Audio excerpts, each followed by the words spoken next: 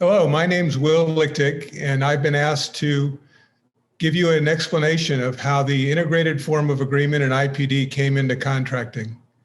Some people say that I'm a lawyer by training, but an innovator by birth, and that's really how I came to be helpful, I think, in developing the integrated project delivery approach as we know it today. So I'd like to begin with what I refer to here as the prologue. So again, I am a lawyer by training. I had been a construction lawyer for almost 20 years and had become increasingly dissatisfied with the way the legal professional was basically a group of vultures living off the waste of failed projects. And so in the early 2000s, I had begun looking for better ways to deliver projects. And I had reached out to a former consultant of mine, Ghd, who had been a claims consultant for me in the past. And what I was really reaching out to Greg for was to understand what could I do to really understand more fully what would make projects succeed, because lawyers were really focused on failed projects. And what I really wanted to understand is how could I make projects succeed? So I reached out to Greg and I found out that he was now at the Lean Construction Institute. And I began reading materials that were on the LCI website and coming to understand that LCI was really approaching the world in a very different way, bringing very different theories that he and Glenn Ballard and Laurie Koskela had developed into the construction world in an effort to really transform the way projects were delivered. At the same time, I had developed a professional relationship as the lawyer for Sutter Health, a major healthcare provider in Northern California. And so by the time we got to this period of 2003, 2004, again, Sutter Health, which was a major healthcare provider in Northern California, was looking for better ways to deliver a program of work that it had coming up. Back in the early 2000s, it was looking at having to deliver $6 billion worth of capital programs over the course of about 10 years.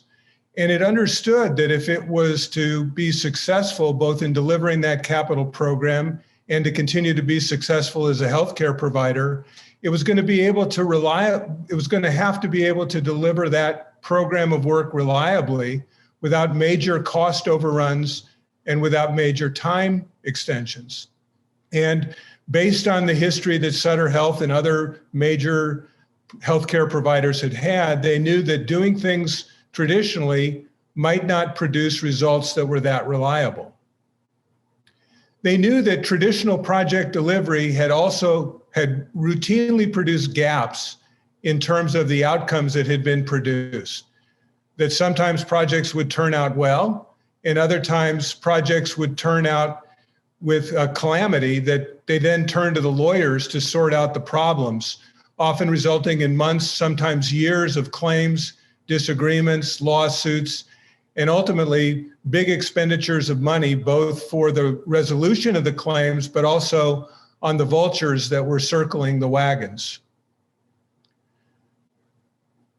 As Sutter Health continued along, in the early 2000s, again, because I had become aware of the Lean Construction Institute, we began exploring the ideas of lean construction.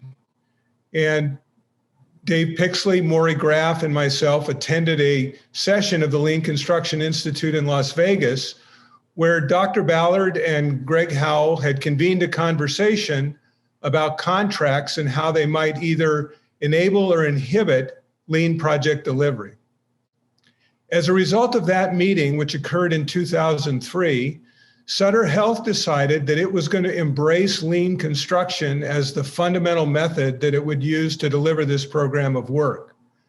Sutter Health went to work with consultants, including Greg Howell and Hal Maycumber, and developed what they called the 5 big ideas, which were really the foundational pillars on which the Sutter program was moved forward.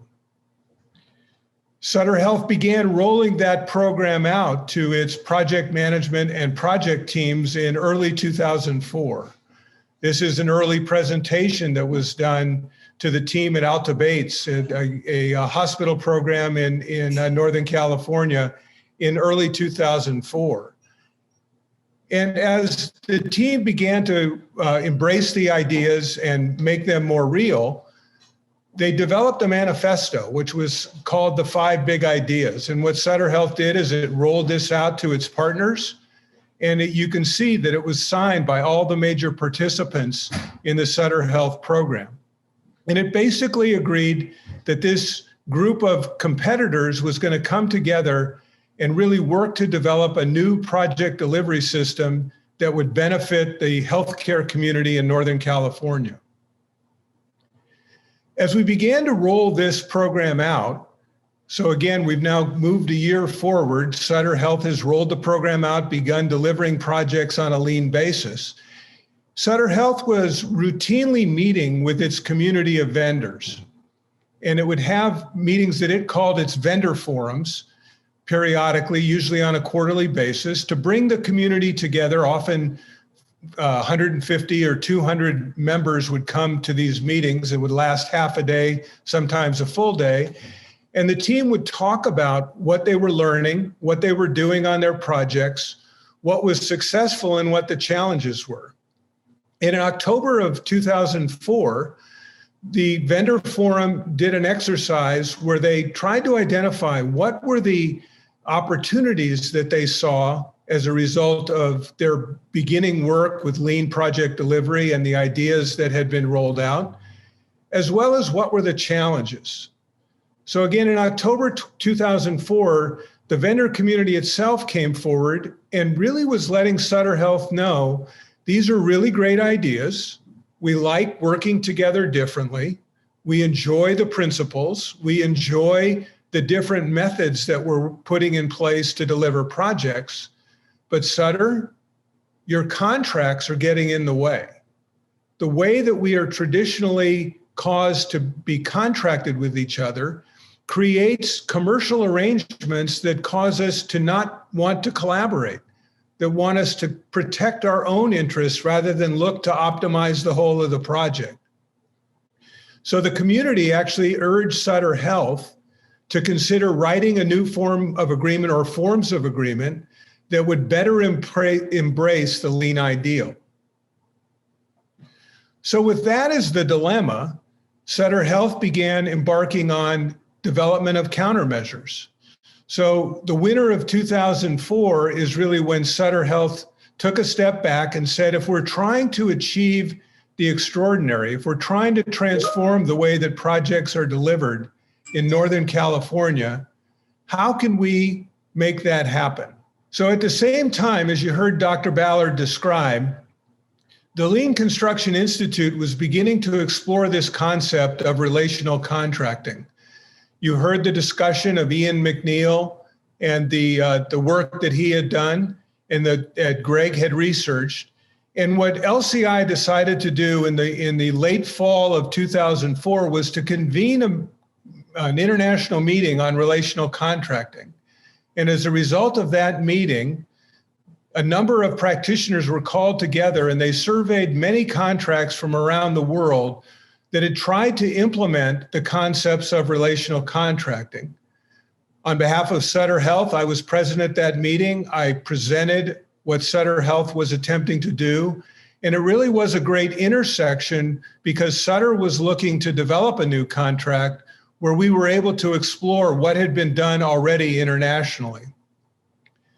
By December of 2004, we had taken the challenge up. At that meeting, at the end of the meeting, in fact, there had been a challenge laid out, who would be willing to take on responsibility for attempting to develop a relational form of agreement that would support lean project delivery. And among others, including Glenn Ballard and Greg Howell, I volunteered to take on that challenge, knowing that in part that was what Sutter was asking me to do as well. So by December of 2004, we had begun to sketch out what that contract form might look like. And so at the next vendor forum in December, we were able to present the outline of what that contract might look like. While we were doing this, we were reminded, again, if you think about relational contracting, of a great quote that Jim Carroll had come up with during the late 1990s, during a work that he had done with Greg and with Glenn, that in part what an owner needs to decide is what it's buying.